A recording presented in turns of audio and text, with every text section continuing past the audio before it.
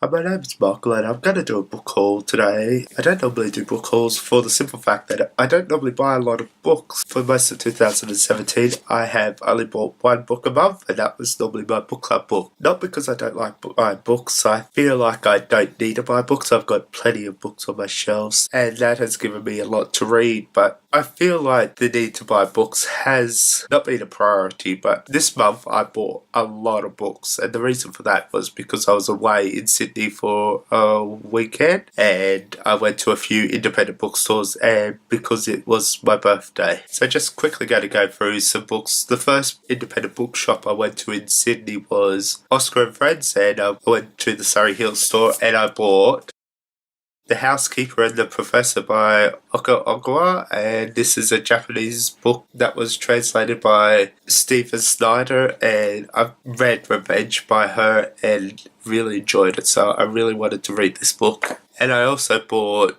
Bitch Doctrine by Laurie Penny because I wanted some essays, and some essays written by women definitely seemed like an interesting one. This one is essays for descending adults, and it sounded really interesting. I also went to the Oscar and Friends in Double Bay because I really enjoyed the store, and I was there. I got Housekeeping by Marilyn Robinson, and this is one that I've been wanting to read for a long time, and I finally got a copy of it. I also got this book, and I'm not even going to attempt to pronounce the author or the name of the book, but I am super excited to read this one. I've heard a lot of good things about it, but never got a chance to pick it up before, and finally I've got my own copy of it.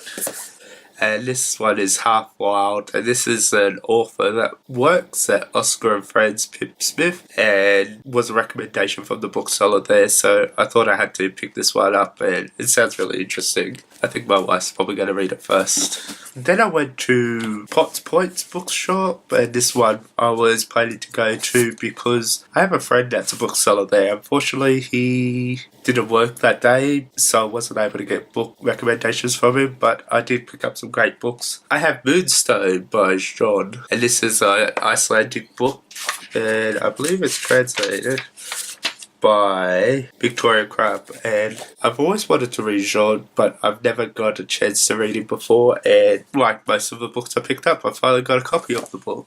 Svetlana Alexievich is an author that I adore, and this is her new one. This one's The Unwomanly Face of War, and this is interviews with women in World War II, and I'm super excited to read this. I will not mention the translators because I'm disappointed on who translated this book, but it was my only opportunity to read it, so definitely going to pick that up soon.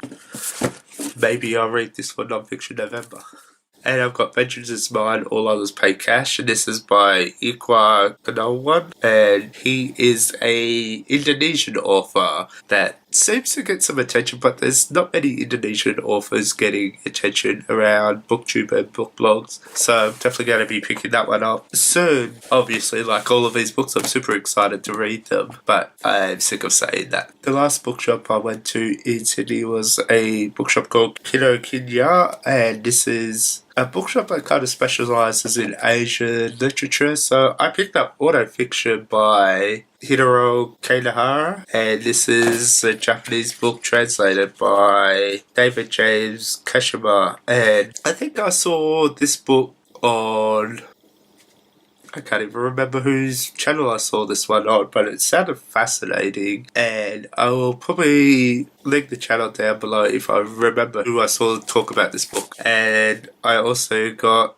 Things We Lost in the Fire by Marianne Enriquez, and this is an Argentinian book translated by Megan McDowell, and this is one I was looking for because I really wanted to read this, and now I've got an opportunity to read this, so this will probably be the next book I read, and I'm super excited, obviously, but this is the one book I was looking for, and I finally got a copy of it. And because it was my birthday today, I got book vouchers for my favourite indie bookshop here in Townsville, Mary Who, and that was thanks to Amy and Dylan and my wife, so we went book shopping. I got Alone in Berlin by Hans Verlander, and this is a German book translated by Jeff Wicks, and sounded fascinating about a guy that's feeling alone after World War II, and I believe this is a German classic.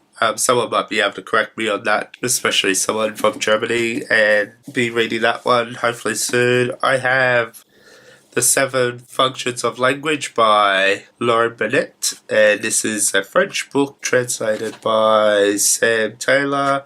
This is the author of HHHH, which I never got to read, but this one sounded fascinating. I probably need to read HHHH as well sometime in the future. This one has a little recommendation that says perfect for fans of Murakami. I'm not sure which Murakami, but I assume Haruki, but it could be Ru. And this is Slow Boat by Hindo Furukawa, and this is Japanese, I assume, and translated by David Boyd. So I'm not too sure much about this, but it's a Pushkin Press book, so that's always a good sign. I have Under the Volcano, which, if you know me, you know one of my favourite podcasts to listen to is Backlisted, so you will understand why I have this book now. Dead Souls by Gogol, and this is one of my favourite presses, the Alma Classics. I really like to keep a collection of these, especially the Russian literature. And this one was translated by Donald Rayfield. I am surprised I haven't read Gogol yet, but now I have a copy.